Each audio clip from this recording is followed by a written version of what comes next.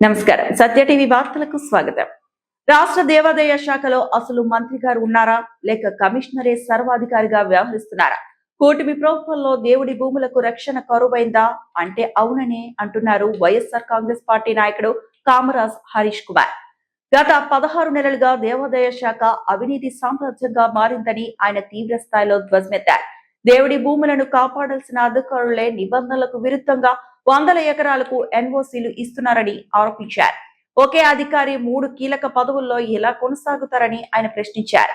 ఆంధ్రప్రదేశ్ దేవాదాయ శాఖలో జరుగుతున్న అక్రమాలు, అవినీతిపై వైఎస్ఆర్ కాంగ్రెస్ పార్టీ నేత కామరాజ్ హరీష్ కుమార్ శనివారం ఒక ప్రకటనలో తీవ్ర ఆగ్రహం వ్యక్తం చేశారు. గత 16 నెలల కూటమి ప్రభుత్వ పాలనలో దేవాదాయ శాఖ పూర్తిగా భ్రష్టు పట్టిందని మండిపడ్డారు. వయసులో పెద్దవారైన మంత్రి గారు కేవలం కీలుబొమ్మలా మారారని, శాఖలో ఏ కార్యక్రమం చూసినా కమిషనర్ రామచంద్రమోహన్ మాత్రమే కనిపిస్తున్నారని ఎద్దేవా చేశారు.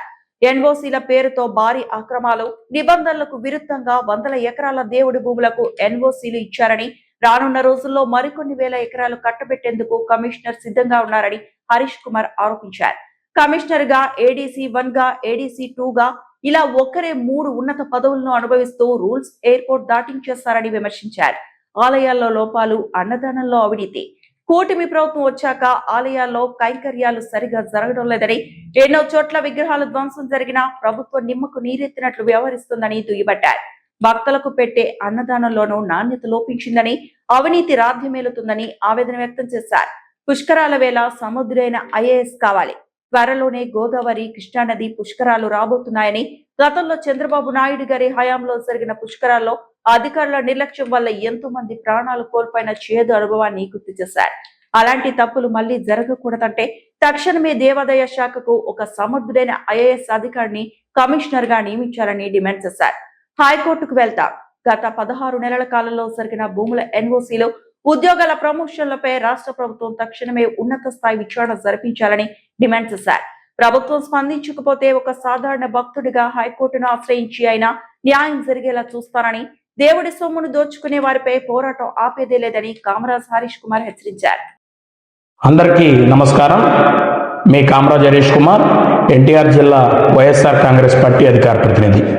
మరి ఈరోజు ఆంధ్రప్రదేశ్ రాష్ట్రంలో చూస్తే కనుక దేవాదాయ శాఖకి సంబంధించి మంత్రి గారు ఉన్నారా లేదా, మరి మంత్రి గారు కీలుబొమ్మగా కనబడుతూ ఉన్నారు అని చెప్పేసి మాకు కనబడతా ఉంది. ఎందుకు ఈ మాట అంటున్నానంటే, ఆంధ్రప్రదేశ్ రాష్ట్రంలో దేవాదాయ శాఖలో జరుగుతున్నటువంటి అవినీతిని చూస్తూ ఉంటే మా కళ్ళు బైర్లు కమ్ముతూ ఉన్నాయి. మరి ఈ 16 నెలల కాలంలో 100 ఎకరాల దేవాదాయ ధర్మాదాయ శాఖకు సంబంధించినటువంటి భూములు ఎన్ఓసీలు ఇచ్చినటువంటి పరిస్థితి చూస్తా ఉన్నాం.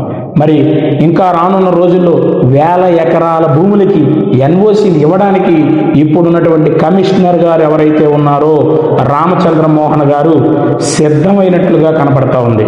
మరి కమిషనర్గా ఆయనే, ఏడీసీ 1గా ఆయనే, ఏడీసీ 2గా ఆయనే, నిబంధనలకు విరుద్ధంగా ఈ 16 నెలల కాలంలో ఈ రాష్ట్రంలో దేవాదాయ శాఖని భ్రష్టు పట్టించినట్టు కనబడతా ఉంది.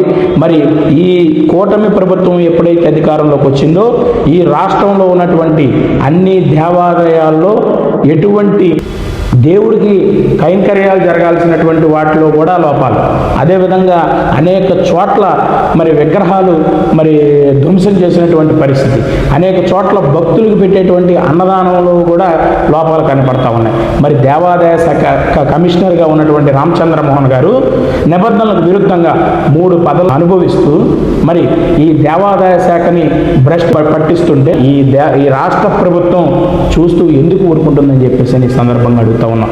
మంత్రి గారు ఉన్నారా లేక కమిషనర్గా పనిచేస్తున్నటువంటి రామచంద్రమోహన్ గారే దేవాదాయ శాఖకు కమిషనరా? మంత్రి గారిని చూస్తే జాలి వేస్తూ ఉంది.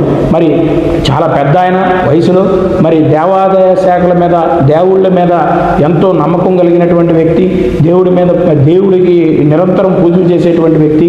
అటువంటి వ్యక్తిని చూస్తూ ఉంటే జాలి కలుగుతూ ఉంది. ఎందుకంటే ఏ దేవాదాయ శాఖకు సంబంధించి ఏ కార్యక్రమంలో అయినా రామచంద్రమోహన్ గారే కనబడతా ఉన్నారు. కమిషనర్గా ఉన్నటువంటి రామచంద్రమోహన్ గారే కనబడుతూ ఉన్నారు. మా ముఖ్య డిమాండ్ ఏంటంటే ఈ 16 నెలల కాలంలో చేసినటువంటి ఏవైతే ఎన్ఓసీలు ఉన్నాయో, ఏవైతే ఉద్యోగాల ప్రమోషన్లు ఉన్నాయో వాటి మీద సమగ్ర విచారణ ఎంక్వైరీ కమిటీని రాష్ట్ర ప్రభుత్వం వెయ్యాలి.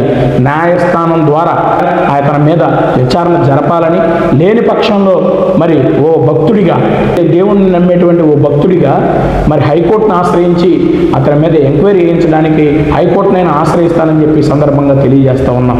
మరి రానున్న రోజుల్లో గోదావరి పుష్కరాలు, కృష్ణానది పుష్కరాలు సమీపిస్తున్నటువంటి నేపథ్యంలో ఈ యొక్క దేవాదాయ శాఖలో ఒక ఐఏఎస్ని ఈ కమిషనర్గా నియమించాలని చెప్పేసి కూడా డిమాండ్ చేస్తా ఉన్నాం. ఒక ఐఏఎస్ని కనుక నియమిస్తే ఈ యొక్క పుష్కరాలు ఎంతో అద్భుతంగా జరుగుతాయనేటువంటిది మా యొక్క చిన్న ఆలోచన. మరి గతంలో పుష్కరాలు చేసినటువంటి ఇదే చంద్రబాబు నాయుడు గారు ముఖ్యమంత్రిగా ఉన్నప్పుడు పుష్కరాలు చేసిన సమయంలో గోదావరి పుష్కరాల్లో చూసాం, ఎంతోమంది చనిపోయినటువంటి పరిస్థితిని చూసాం. అటువంటిది తప్పిదాలు జరగకుండా ఉండాలంటే కమిషనర్గా మరి ఒక ఐఏఎస్ నియమించాలని చెప్పేసి ఈ సందర్భంగా డిమాండ్ చేస్తా ఉన్నాం. ఎవరైతే ప్రస్తుత కమిషనర్గా ఉన్నటువంటి రామచంద్రమోహన్ గారు ఉన్నారో ఆయనపై న్యాయపరమైన విచారణ జరిపించాలి. లేని ఎడల ఓ భక్తుడిగా హైకోర్టును ఆశ్రయించైనా ఆయనపై న్యాయపరమైనటువంటి విచారణ చేపించేంత వరకు మేము పోరాడతామని చెప్పి ఈ సందర్భంగా తెలియజేస్తాం.